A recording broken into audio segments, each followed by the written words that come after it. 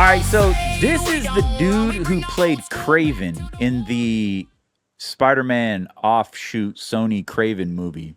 I haven't seen it. Um, but he seems like a good actor. So, and then of course we got Norman Osborn. Back to formula.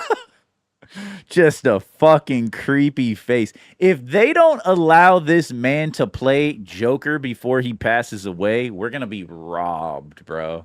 The fact that they don't give this fool a Joker role is just diabolical, bro. They're creating these stupid, trash-looking Jokers. Bro, Joker's right there. Right there, bro. That's the Joker, bro. Look at this. Okay, so he's obviously transforming, and they're just like, those must be werewolves as well.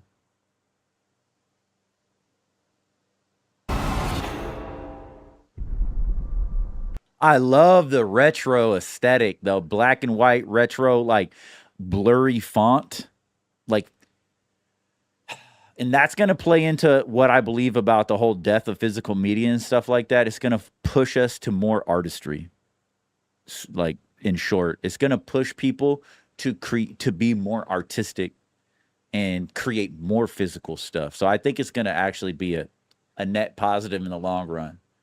It's going to be it's going to be a negative for us, collectors, consumers. But I think ultimately it's going to push people to seek more physical media, to collect more physical media. Oh, we'll talk about it later. But I love the nostalgia.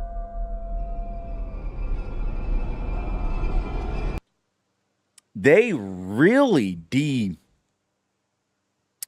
the film. It's got all kinds of artifacts and shit. That's interesting. I love to see that though, man, because one of my biggest issues with modern film is everything looks too clean. I can't stand these high quality 4K, either 60 frames or 120. I think there's usually like 60 frame films. I can't stand it, bro. I want gritty 24 frame film.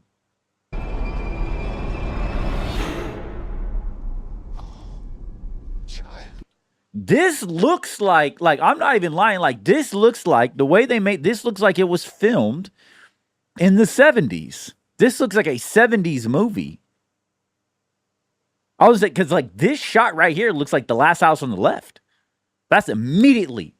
This is like The Last House on the Left. And that was pretty sure from the 70s, maybe 80s. The original. Who did that shit? What's that fool's name? Who did Last House on the Left? What the fuck, bro? How many times do I need to tell people stop talking to old naked men in the woods, bro? Nothing good is gonna come from it.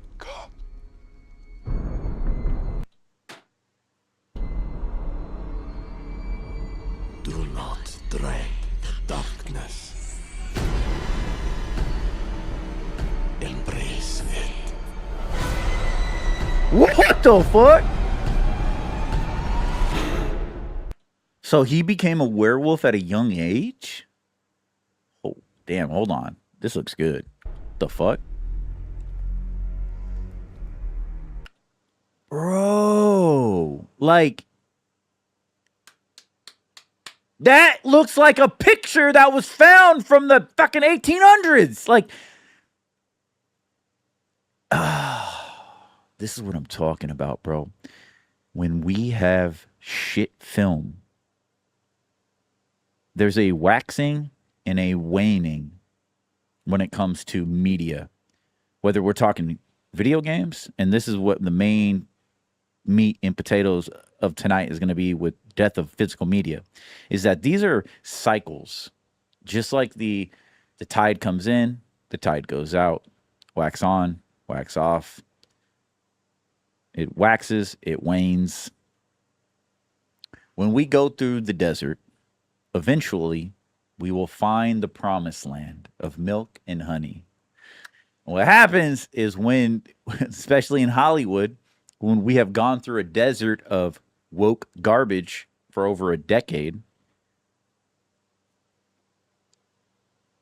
it pushes people, like I'll use Robert Eggers, the director here, to create a piece of product to stand out amongst the rest, to become more artistic in his craft, and to be able to create something like this. This has a vision. Every fucking scene meticulously created. Like every piece of fabric is stained and dirty and filthy. Those kids' faces are dirty and filthy. Like that is the level that should be baseline, minimum. But most production companies, they don't give a fuck. They don't go that extra length. They just produce slop. When you have enough slop, even a tasty piece of shit might be tastier than the slop every once in a while. And once you get acquainted to those pieces of shit, all of a sudden, sometimes in the slop, a little piece of an apple floats by or a piece of fruit, and you bite into that wonderful piece of fruit, and it changes your life. You're like, now that's good food. But it's still floating in slop, which is Hollywood.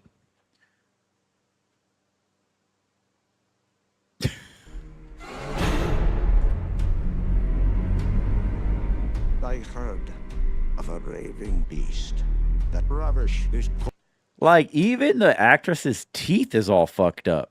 Like, that's all intentional because none of these people would have any sort of dental hygiene. So, like, that's what I'm talking about. It always comes down to the small things. All the small things. I heard of a raving beast that ravished his country. Keep my husband safe from his cursedness.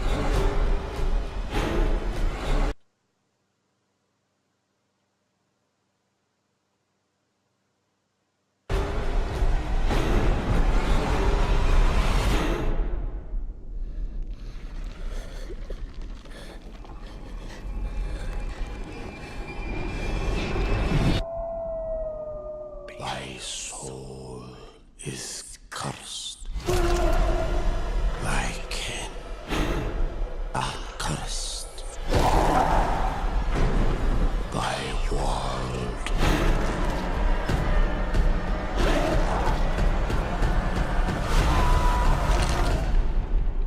is cursed.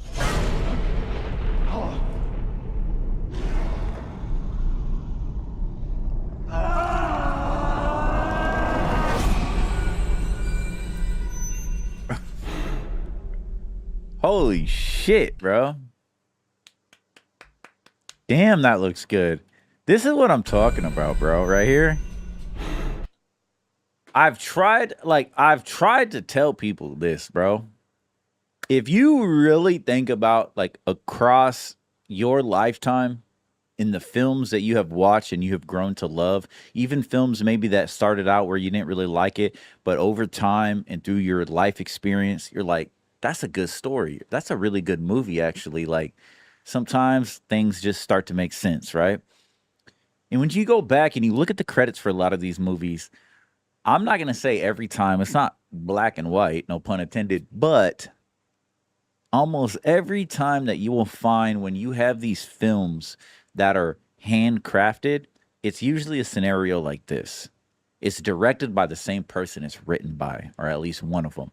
But the person that is directing the film was the person crafting the film, the story. So as he was writing the film, he was creating a vision.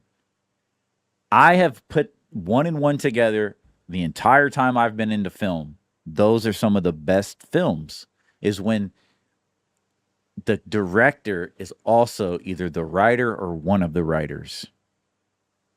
It's that, like I said, it's not black and white every single time, but more than enough, more than not, that's a good movie, usually, right? Unless it's some Hollywood slop. But obviously, Robert Eggers has made a statement that he's not in the business of making Hollywood slop. He's obviously carving a name, crafting, and all he's doing is what has he done? I don't know about Lighthouse or whatever it's called. I don't know if that's a remake or anything like that, but he's literally said, okay, we got Nosferatu, we got Werewolf, so many copyrights on all of these monsters. Universal owns all the rights to most of these monsters. That's why you'll see Frankenstein like be a whole different thing or named different, or it's just different versions of the same monsters, but they don't have rights to them, so they have to go different directions. So instead of making a werewolf monster movie, they made a werewolf monster movie. That's usually all it takes in Hollywood because they don't have rights to call it werewolf. Or I could be wrong. Maybe they do and they're gone this way, but that's usually what it comes down to. It's just copyrights and everything like that. But then this right here is the same thing that was last year with Nosferatu. I believe it was last year, or the year before that, and it was in Christmas, a horror film during Christmas. And I could be wrong, but what was it before that? What was the movie before that? What was the Christmas before that? So what was it, 2024? I could be wrong, but wasn't it Terrifier 3 or was that last year? I don't remember, but Terrifier 3 during Christmas. And I was thinking about that, and I'm like, why are they putting these? Well, I'm pretty sure you know if you spend 2 seconds thinking about it. But they are systematically putting these horror stories and these fearful monster movies, boom, right there in the calendar of the same week as Christmas. So you take a story that is about, I mean, you just seen that trailer. What the fuck was that?